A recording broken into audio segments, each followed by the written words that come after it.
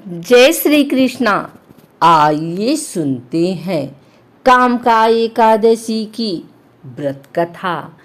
अर्जुन ने कहा, हे प्रभु, मैंने आषाढ़ माह की शुक्ल पक्ष की देवशयनी एकादशी का सविस्तार वर्णन सुना। अब आप मुझे श्रावण माह की कृष्ण पक्ष की एकादशी की कथा सुनाने की कृपा करें। इस एकादशी का नाम क्या है? इसकी विधि क्या है? इसमें किस देवता का पूजन होता है? इसका उपवास करने से मनुष्य को किस फल की प्राप्ति होती है? भगवान श्री कृष्ण ने कहा, हे श्रेष्ठ धनुर्धर, मैं श्रावण माह की पवित्र एकादशी की कथा सुनाता हूँ। ध्यान पूर्वक श्रवण करो। एक बार इस एकादशी की पावन कथा को भीष्म पितामह ने लोक हित के लिए नारद जी से कहा था। एक समय नारद जी ने कहा, हे पितामह, आज मेरी श्रावण के कृष्ण पक्ष की एकादशी की कथा सुनने की इच्छा है, अतः आप इस एकादशी की व्रत कथा विधान सहित सुनाइए। नारद जी की इच्छा को सुन पितामह भीष्म ने कहा, हे नारद जी, आपने बहुत ही सुंदर प्रस्ताव दिया है।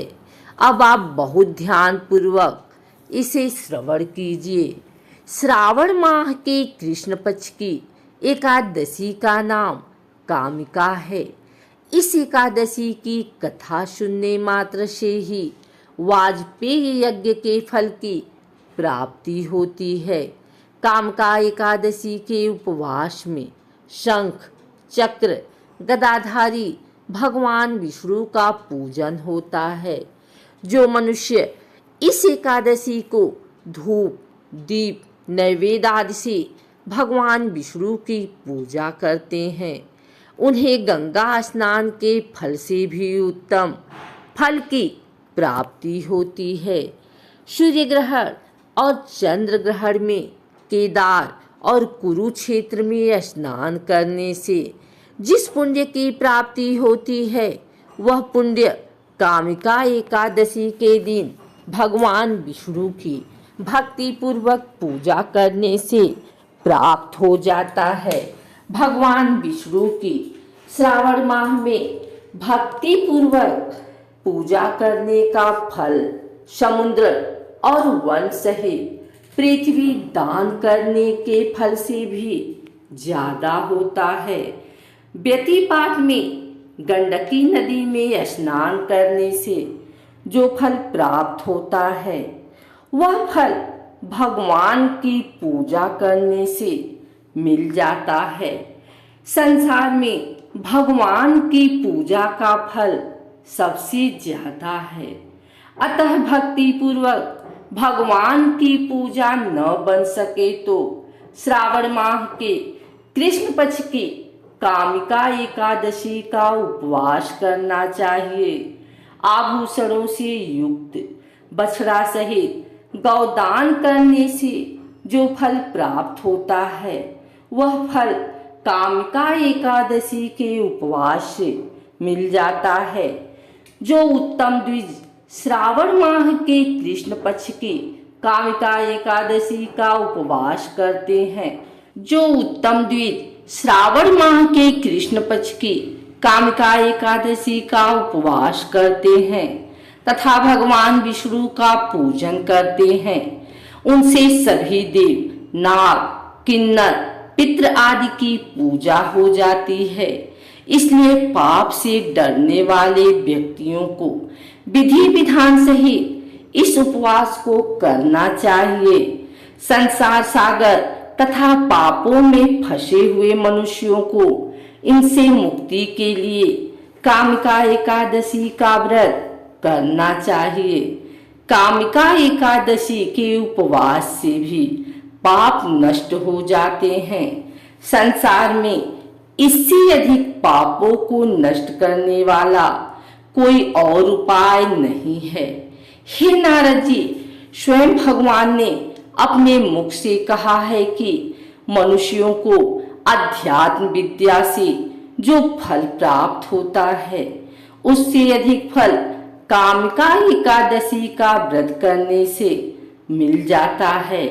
इस उपवास के करने से मनुष्य को न यमराज के दर्शन होते हैं और न ही नरक के कष्ट भोगने पड़ते हैं।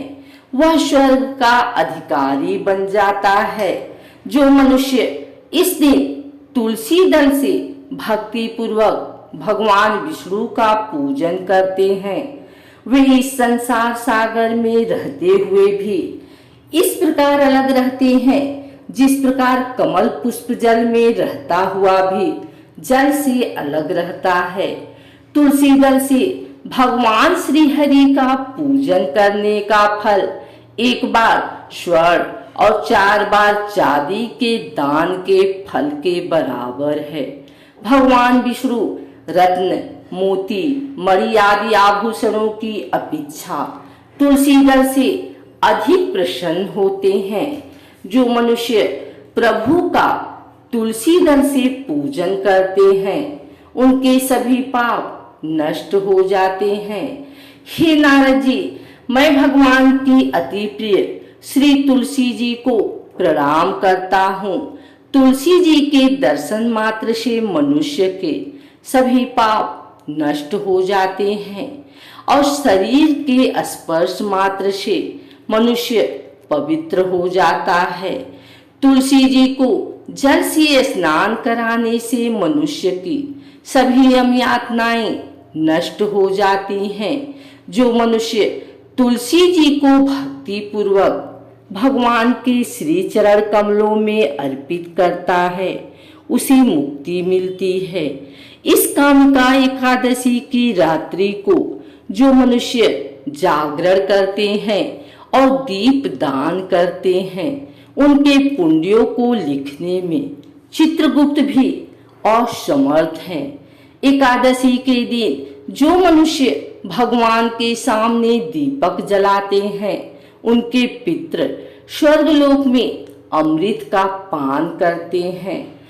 भगवान के सामने जो मनुष्य घी या तिल के तेल का दीपक जलाते हैं उनको सूर्यलोक में भी सहस्त्रों दीपों का प्रकाश मिलता है। कामिका एकादशी का व्रत प्रत्येक मनुष्य को करना चाहिए। इस व्रत के करने से ब्रह्म रक्त बहाव आदि के सभी पाप नष्ट हो जाते हैं और इस लोक में सुख भोग कर प्राणी अंत में विष्णु लोक को जाते हैं। इस कामिका एकादशी के महात्म्य के श्रवण व पठन से मनुष्य स्वर्ग लोक को प्राप्त करते हैं। भगवान श्री हरि सर्वोपरि हैं। वे अपने भक्तों की निश्चल भक्ति से सहज ही प्रसन्न हो जाते हैं। तुलसी जी भगवान विष्णु की प्रिया हैं। भगवान श्री हरि हीरे मोती सोने चांदी से इतने प्रसन्न नहीं होते जितनी प्रसन्नता उन्हें तुलसी दल के अर्पण करने पर होती है।